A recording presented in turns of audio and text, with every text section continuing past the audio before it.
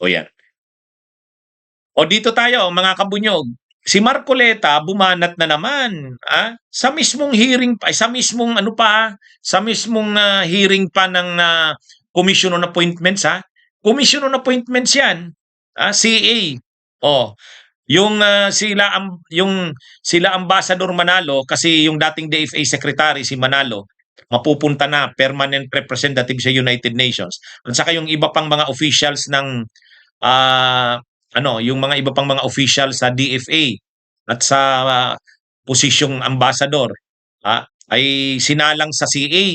Ngayon pilit ba namang dinadala ni Marcoleta ang issue sa pag-aresto kay Duterte sa ICC?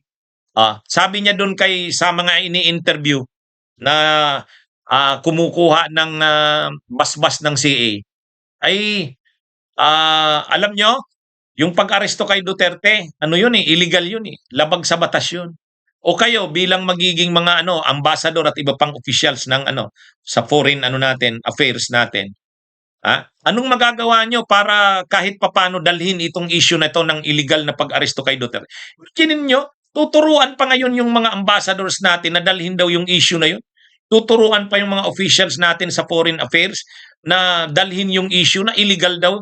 Ano mo gagawin yan? Di babanggain mo ngayon yung stand ng administrasyon. Ang stand ng administrasyon, hindi illegal yung ginawa kay Duterte. O bakit ngayon tuturuan mo ngayon yung mga ambassadors na ini-interview ng CA? Talagang ibang klase din to si Mark. Akala mo naman may magagawa siya. May magagawa pa ba ang pagki-question niya sa paglilitis ng ICC? Sabi kasi ni Marcoleta, labag sa batas daw ang ginawa ng ICC. Hindi daw pwede yung nililitis ngayon. Yung paglilitis daw na yan ay labag sa batas. O ngayon, may magagawa ka pa ba? Presidente nga ng Pilipinas, si PBBM, walang magagawa kasi ICC yan. Hindi naman saklaw yan ng Pilipinas. Kahit Korte Suprema ng Pilipinas, walang magagawa. Kahit Senado ng Pilipinas, buong Senado na walang magagawa. Ay ikaw pa, senador lang. Itigil mo na kasi yan, Marcoleta. Wala na. Labanan nyo na lang yung kaso. Yun. Tama si Yussi Claire Castro eh. Dapat ang pinagkakaabalahan na lang, labanan yung kaso. Kung walang sala si Duterte, di labanan nyo. Kung sa tingin nyo walang ginawang masama si Duterte, di labanan nyo. Buti nga sa ICC, patas ang laban. Ay, dito nga sa atin sa Pilipinas, ang hirap pa ng laban ng hustisya dito. Pero doon, at least binibigyan talaga si Duterte ng due process.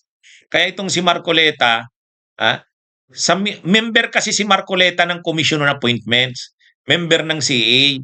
Ngayon, doon sa session ng CA, Commission on Appointments, ini-interview yung mga naghumihingi ng confirmation ng CA, yung mga ambassadors at saka iba pang mga official sa foreign affairs natin. Dinadala ni Marcoleta yung issue ng Duterte, ICC. Sabi niya, mali, labag sa batas yung ginawa kay Duterte. Anong magagawa nyo pag kayo na ang ambassador? O ikaw, DFA, former DFA Secretary Manalo, ikaw na yung permanent representative ng Pilipinas sa United Nations. Anong gagawin mo doon para madala mo ang issue ng illegal na ginawa kay Duterte? Pwede ba yon?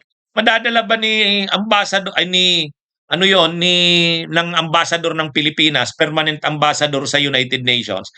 Parang binabangga mo niyan, linalabag mo ang stand ng Pilipinas.